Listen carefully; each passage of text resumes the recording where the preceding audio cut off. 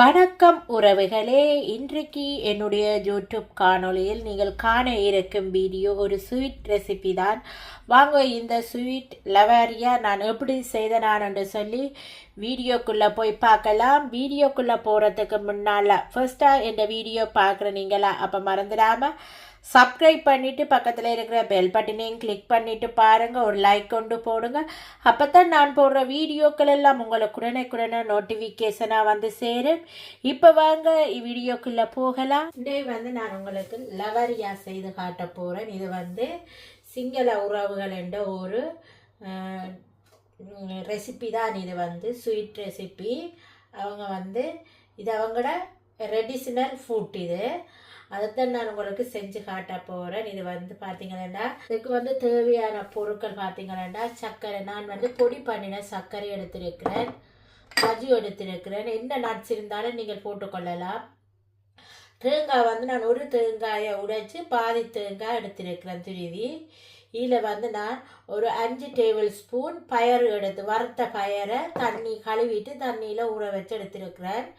மற்றது வெள்ளி அரிசிமா எடுத்திருக்கிறேன். உங்களுக்கு ரெட் ரைஸில் செய்கிறனாலும் நீங்கள் செய்யலாம். நான் ஒயிட் ரைஸ் தான் எடுத்திருக்கிறேன் அரிசிமா. இவ்வளோ தான் இப்போ தேவையான பொருட்கள். மீதி பொருட்கள் நான் செய்யும்போது உங்களுக்கு காட்டுறேன். இப்போ வாங்க இந்த லவாரியா எப்படி செய்கிறேன்னு சொல்லி பார்க்கலாம். அடுப்பில் ஒரு சட்டி வச்சுட்டேன். நான் இதில் எப்போனா தேங்காய் எண்ணெய் விட்டுக்கொள்கிறேன். நீங்கள் நெய் இருந்தாலும் நெய்யும் போட்டுக்கொள்ளலாம். இதில் கொஞ்சம் ஒரு டேபிள் ஸ்பூன் அளவு போட்டிங்கன்னா நெய் அல்லாட்டி ஒரு டேபிள் ஸ்பூன் அளவு தேங்காய் எண்ணெய் போட்டுக்கொள்ளுங்க. இப்போ நெய் தேங்காய் எண்ணெய் நல்லா உருகிட்டுது. இப்போ நாங்கள் எடுத்து வச்சிருக்கிற இந்த கஜுவை போட்டுக்கொள்ளுவோம்.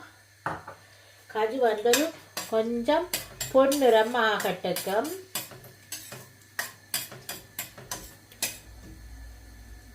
இப்போ பார்த்தீங்களான்னு சொன்னால் கஜு நல்லா பாருங்க இப்படி பொன்னிறம் ஆகிட்டுது.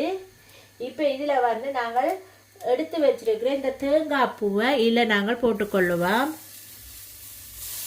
தேங்காய் பூ நல்லா மிக்ஸ் பண்ணி கொடுப்போம்.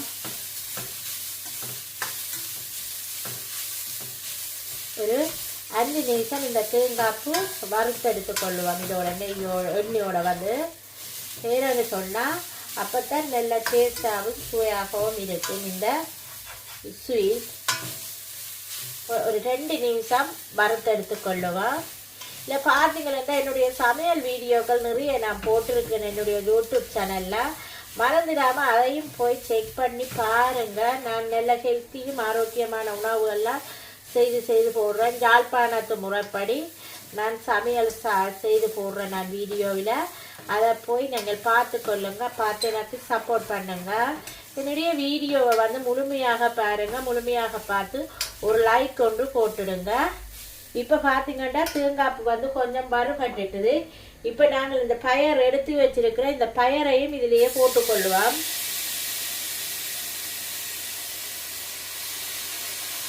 இது வறுத்த பயறு கழுவி நான் தண்ணியில் ஊற வச்சேன்னா நல்லா சொப்டாக வந்துடும். ஊற வச்சா இது அவிக்க தேவையில்லை. சாப்பிடும்போது கடிவட்டா நல்லா டேஸ்டாக இருக்கும். அதுக்காகத்தான் இப்படி நான் போட்டிருக்கிறேன் பயறு. உங்களை விருப்பமெண்டா போடுங்க, இல்லாட்டி பயறு போட தேவையில்லை, ஸ்கிப் பண்ணி கொள்ளலாம். இப்போ இதை போட்டு நல்லா மிக்ஸ் பண்ணி கொள்ளுவேன். இது நான் இந்த பயறு ஒரு டேஸ்ட்டுக்காகத்தான் நான் போட்டிருக்கிறேன். உங்களுக்கு விருப்பமெண்டா போடுங்க, இல்லையண்டா இதை ஸ்கிப் பண்ணி கொள்ளுங்க.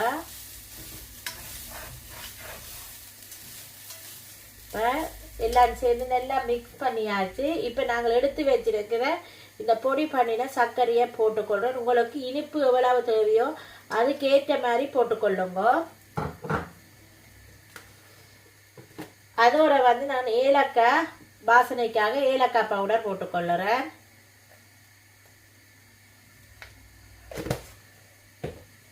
போட்டுட்டு இதை நல்லா மிக்ஸ் பண்ணிக்கிடுங்க.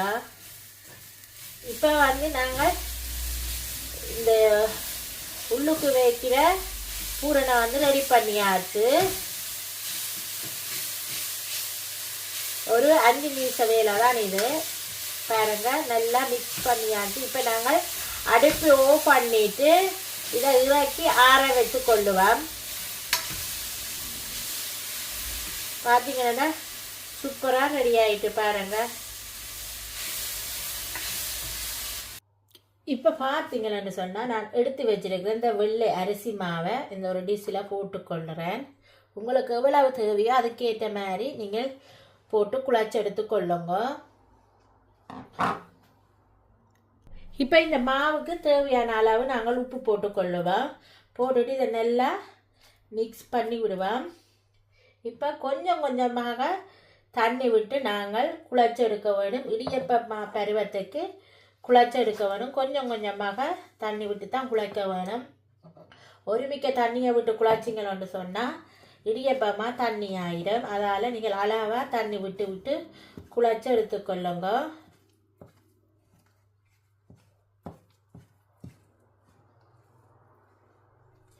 நாங்கள் இடியப்ப மாவை குழச்சிட்டு பார்க்கலாம்.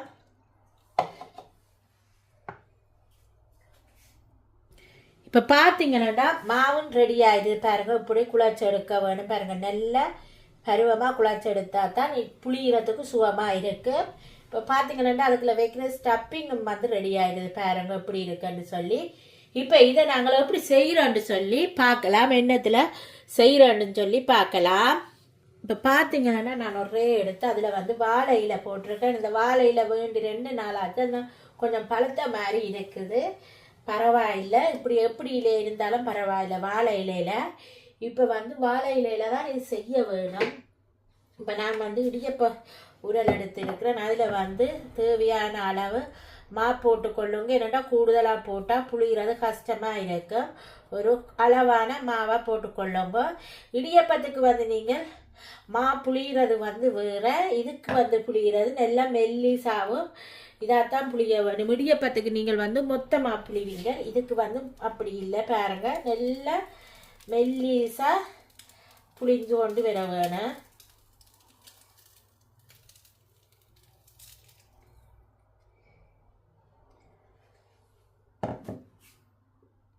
பார்த்தீங்களாங்கண்டா உங்களுக்கே தெரியும் பாருங்க. இவ்வளோ நல்லா பாருங்க மெல்லிசாக பறவை புளிஞ்சிருக்கிறேன். ரெண்டு இதில் இப்போ வந்து உங்களுக்கு தேவையான அளவு ஸ்டப்பிங் வச்சுக்கொள்ளுங்க. கணக்க வைக்க தேவையில்லை, கொஞ்சமாக வச்சாலே காணும் இதுக்கு.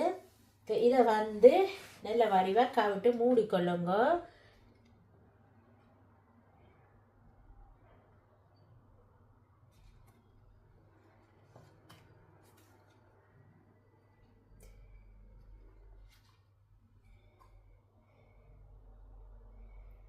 பார்த்தீங்கன்னா நல்ல வடிவாக இப்படித்தான் மூட வேணும்.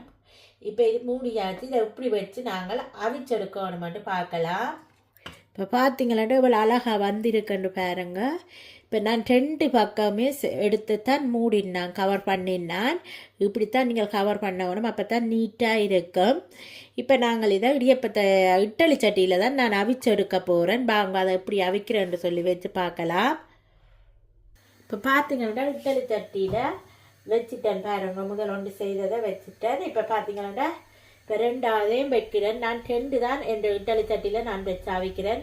இதில் வந்து நீங்கள் இலியோட வைக்காமல் இந்த இடியப்ப தட்டில் வச்சிங்கன்னு சொன்னால் 4-5 வைக்கலாம். நான் 2-2ஆகத்தான் அவிச்சு எடுக்க போகிறேன். இதை அவிச்சிட்டு பார்க்கலாம் எப்படி இருக்குன்னு சொல்லி.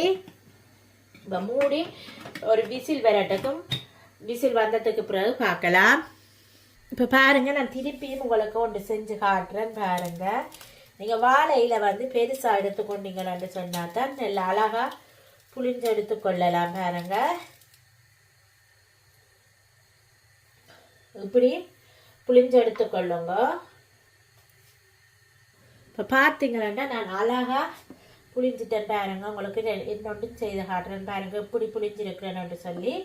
இதை வந்து சில பேர் வந்து பேக் பண்ணி எடுப்பினான். ஒரு அளவான இதில் விட்டு பேக் பண்ணி எடுக்கிறது. அது வந்து ஹென நாளைக்கு நீங்கள் வச்சு சாப்பிடலாம். அப்படி செய்தீங்கன்னு சொன்னால். இது வந்து ஸ்டீமில் வச்சு நான் அவிக்கிறேன். இட்டலி சட்டியில் அவிக்கிற படியாக இது வந்து இன்றைக்கு செய்து இன்றைக்கு சாப்பிட வேணும். அப்போ தான் நல்லா இருக்கும். இதை பாருங்கள், இப்படி ஒரே தரமாகவும் கொண்டு போய் நீங்கள் அப்படியே இதண்டு விடலாம். அப்படின்னா இதில் வந்து பாருங்க நல்ல வடிவாக இப்படியே வச்சிங்களா சரி தூக்கி அடுப்பில் வச்சு அவிச்சிங்களா சூப்பராக ரெடியாகும் இந்த லவாரியா. இது வந்து தமிழற்ற ட்ரெடிஷ்னல் உணவு அல்ல, இது சிங்கள மக்களின் ட்ரெடிஷ்னல் ஒரு ஸ்வீட் தான். இது கூடுதலாக அவங்க நியூ இயருக்கு செய்வாங்க, சித்திரை புத்தாண்டுக்கு இந்த ஸ்வீட் செய்வினா. இப்போ பாருங்க எப்படி அழகா வந்திருக்குன்னு சொல்லி சூப்பராக இருக்குல்ல. இதே மாதிரி எல்லாத்தையும் செய்து எடுத்துக்கொள்ளுவான். பார்த்தீங்கன்னா சூப்பராக ரெடியாக இருக்கு பாருங்க. என்னுடைய லவாரியா எப்படி இருக்குன்னு சொல்லி பாருங்க. சூப்பராக வந்திருக்கு. வாழை இலையில் பாருங்க என்ன அழகாக வந்திருக்குண்டு. வாழை இலையில் செய்தீங்கன்னா கொஞ்சம் டேஸ்டாக இருக்கும். பார்த்தீங்களான்னு சொன்னால் உங்களுக்கு இந்த ஸ்வீட் பிடிச்சிருக்குமென்னு நான் நம்புகிறேன். இந்த லவாரியா நீங்களும் ஒரு முறை செஞ்சு பாருங்கள். இந்த குட்டீஸ் எல்லாம் விரும்பி சாப்பிடுவாங்க. இப்படி செய்து கொடுத்தீங்கன்னா உண்மையில குட்டீஸ் அவ்வளவு விரும்பி சாப்பிடுவாங்க. நல்ல டேஸ்டாகவும் சுவையாகவும் இருந்தது. ஒரு ஹெல்த்தியும் ஆரோக்கியமான உணவு தான் இது. நீங்களும் ஒரு முறை செஞ்சு பார்த்துட்டு உங்களோட கமெண்ட்ஸை வந்து எனது கமெண்ட் பாக்ஸில் தெரிவியுங்க. இந்த வீடியோ உங்களுக்கு பிடிச்சிருந்தா மறந்துடாமல் சப்ஸ்கிரைப் பண்ணிவிட்டு பக்கத்தில் இருக்கிற பெல் பட்டனையும் கிளிக் பண்ணிவிட்டு பாருங்கள். அப்போ தான் நான் போடுற வீடியோக்கள் எல்லாம் உங்களுக்கு உடனே நோட்டிஃபிகேஷனாக வந்து சேரும். ஓகே ஃப்ரெண்ட்ஸ், இதே மாதிரி இன்னொரு ரெசிபியுடன் உங்களை சந்திக்கும் பெற உங்களிடமிருந்து விடைபெறுவது உங்கள் நான். Bye friends.